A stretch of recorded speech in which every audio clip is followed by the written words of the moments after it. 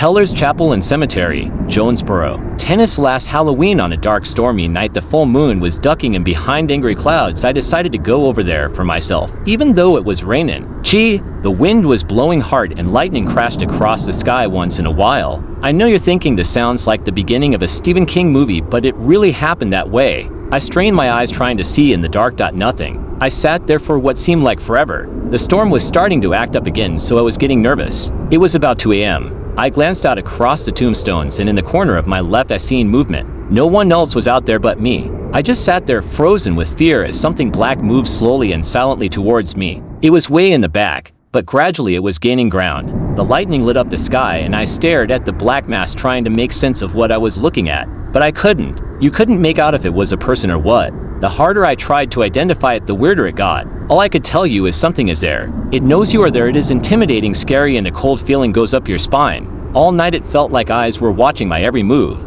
It was sneaky and just began stalking and slowly creeping towards me. It first showed itself to me near a tombstone, like it came up out of the ground at that grave. It was getting closer, and I snapped out of the trance I was in and tried to leave. My truck would not start. I was in a panic. Then I started praying for God to help me. I said to him that if he helped me leave, then I would never return. Just then my truck started. Boy, I can tell you I floorboarded it out of there. As I was turning the steering wheel making my way out off the property, I looked back one last time, and there the black thing was still slowly coming at me. I turned back around crying, trying to fly out of there for good. I did not stop at the red light as I came up to Highway 49. I ran it squalling my tires, and I didn't slow down until I got to the high school on Main. I went down to the light and turned right onto East Nettleton. I kept looking in my rear view window expecting it to be following me, but I was alone. Finally, after driving down East Nettleton to Caraway Road, I turned right, then turned left onto Highland Drive, then straight home. I live across from the Turtle Creek Mall and those houses in there by the Animal Pet Hospital. I must have thought that if I drove erratic making weird turns to get home, then I would outrun and lose that thing.